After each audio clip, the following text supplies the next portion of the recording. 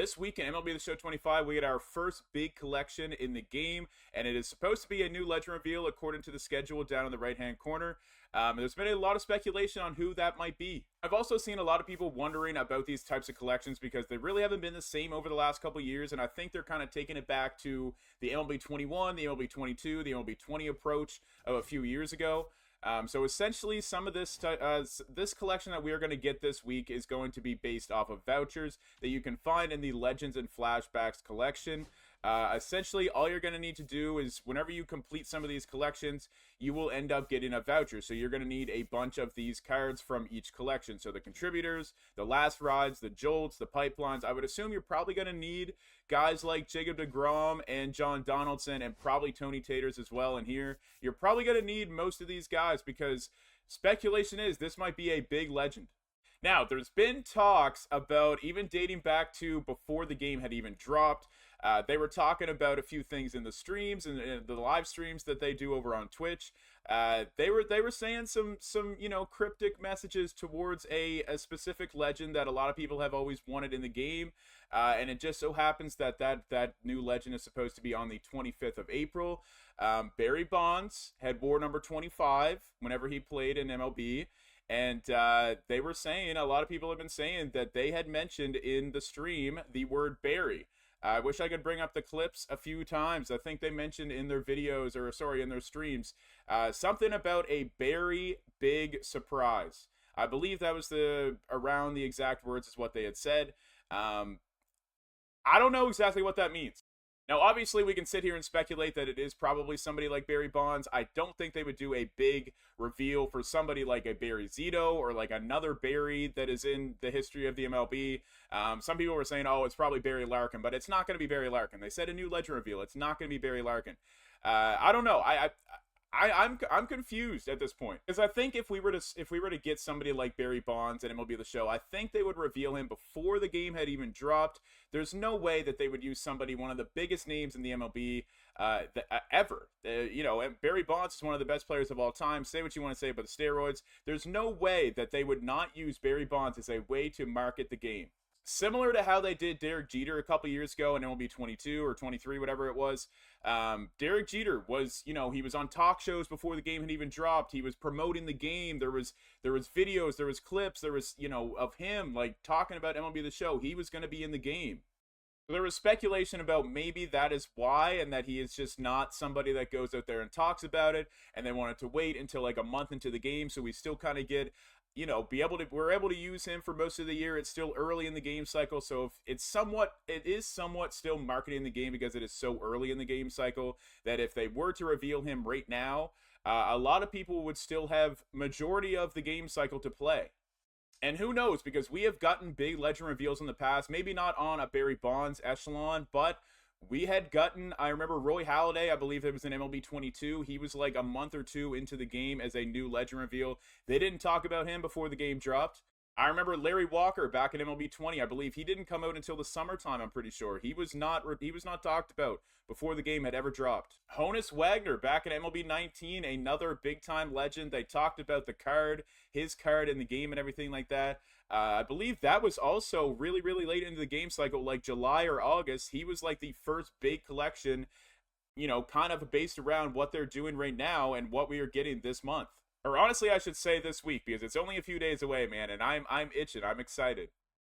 Now, I've been scrolling through Twitter, and I've been seeing people in the comment sections of certain tweets over there. I've been talking to people on my stream over on Twitch as well. I think there's some other speculation of who it might be if we don't get a Barry Bonds. There's a lot of people that are naysayers, and they're like, no, it's never going to be Barry Bonds. We're not going to get Barry Bonds. So for those people that think it might not be Barry Bonds, who might that be? Some people were saying we're going to get Andrew Jones back. Some people were saying Tulowitzki is going to be the new legend. Some people were saying Josh Donaldson is going to come back. Maybe we get another starting pitcher and it's Tim Lincecum finally. Frank Robinson is another big name that is a historical name that has never gotten mentioned in MLB The Show. It doesn't have to be Barry Bonds. Now, it is a little bit fishy, like I said. They mentioned the name Barry in a weird way, and it was a little bit fishy on some of the streams. Like I said, I wish I could bring those clips up, and it is a little bit weird that it is happening on the 25th, the number that he wore in MLB. On the other side, though, I would love somebody like a Troy Tulowitzki back in the game. I think the shortstop position right now, there's a lot of good options in the game, but Tulowitzki is somebody that when he was in the game a few years ago, I think 19 was the last game that he was in, 19 or 20, and he was somebody that never really got a 99 overall card. He always got like a 97, 98 at best. And I think a 99 overall Troy Tulowitzki would go really, really hard in MLB. Now, the thing with somebody like Andrew Jones or another center fielder, I don't think they are going to opt towards a center fielder approach because we do have Carlos Beltran as the big live series collection. They typically try to switch it up, maybe give us an infielder, maybe give us a pitcher. But also, I don't really know if we are going to get a pitcher this early because we have gotten so many good pitchers in the game right now. It's got the new Jacob deGrom card that you guys can see on screen. We just got Randy Johnson in a chase pack of like last week or whatever. John Donaldson is one of the new collections. Roger Clemens, a lot more people are getting him now. So I don't know if they would opt to go towards a pitcher. But we have seen it before. I remember a couple years ago, one of the collections was Mariano Rivera, and I remember we also got Clayton Kershaw as one of the collections before. So I have no idea. Maybe they would trick us and try to go with a pitcher, but typically speaking, historically speaking, I find with these collections, they try to switch it up a little bit. They might give us an infielder. They might give us a starting pitcher. Some people are also saying maybe we get a Jorge Posada because typically we seem to get for some of these collections, it's usually fan favorite cards. Some of the better cards, like we're not going to get somebody like a Luis Aparicio. We're not going to get a Richie Ashburn as a collection. Those guys just aren't going to be names that people are going to want to hop on the game and try to get. I think a Jorge Posada would go great, man. I know there's a lot of good catcher options in the game right now, Ted Simmons and Jason Varitek.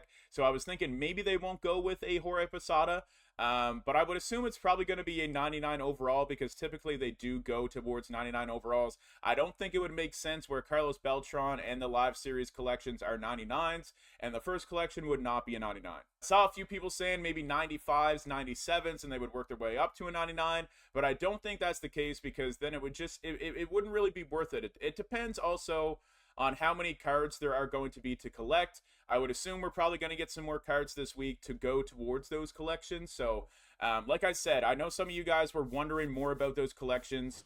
Like the Legends and Flashbacks, this used to be a big thing. This used to be a big folder in MLB The Show. And I'm happy that they brought them back this year a little bit more, like, a little bit more divided into these collections like this. So yeah, essentially, like I said earlier, like you're going to have to collect almost probably every single card that is in this collection. Now, take that with a grain of salt. It might not be the case, but most of these cards you're probably going to have. Now, I don't know about the second half heroes because I see here that like Randy Johnson is a second half hero and he's going for 180K. And like we got a few of these other new cards as well. Jimmy Rollins is a flawless player, so like, and Chase Headley is the National League West collection too. So I don't know about every single card, but typically speaking, historically speaking, usually you have to collect a crazy amount of some of these cards. Once again, I feel like I'm all over the place. Whenever I'm excited about something like this, I kind of ramble on, I kind of yap. You guys know that when you see me over on Twitch. Anyways, guys, I want you guys to comment down below who you guys think this new legend is going to be this week. Is it going to be Barry Bonds? Are we going to get somebody else like an Andrew Jones or a Troy Tulowitzki? Is it going to be somebody else that maybe none of us are even thinking about?